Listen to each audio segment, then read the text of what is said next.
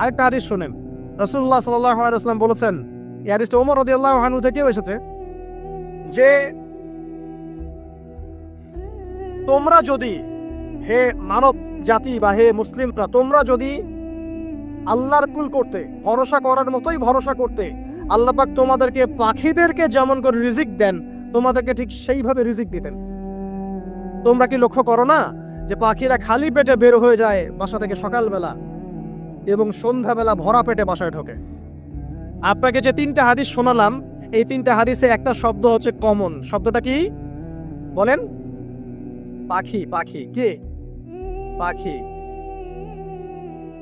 আল্লাহ রাব্বুল আলামিন পাখিদের কাছ থেকে আমাদেরকে শিখতে বলছেন এবং বলছেন যে পাখিদের মনটা হয় খুব নরম, খুব সফট, এবং তারা আল্লাহর প্রতি তাওয়াক্কুল করে পূর্ণ মাত্রায়।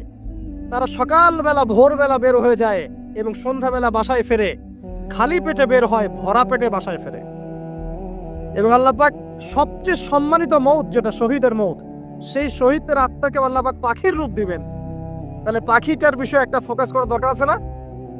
আচ্ছা, এখানে আসেন।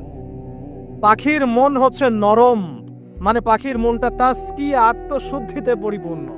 কদ আফলাহা মান যাক্কাহা, সে ব্যক্তি সফল হলো যার হৃদয়টা পবিত্র, নিষ্পাপ, নিষ্কলুষিত হলো। সে ব্যক্তি সফল হবে ইনশাআল্লাহ। একটা কাজ এখানে খেয়াল করেন, পাখিরা সকালবেলা ভোরবেলা বের হয় আর সন্ধ্যাবেলা বাসায় ফেরে। এখনকার মুসলিমদেরকে দেখবেন দুপুরবেলা ওঠে, রাত 3টায় ঘুমায়। কথা কি বুঝেন নাই? পাখির একদম ভোরবেলা উঠে যখন ফজরের আজান দিচ্ছে, ঠিক তার আগ মুহূর্তে পাখির কিচিরমিচির শুনছেন, তার মানে নামাজের ওয়াক্ত প্রায় চলে যাচ্ছে।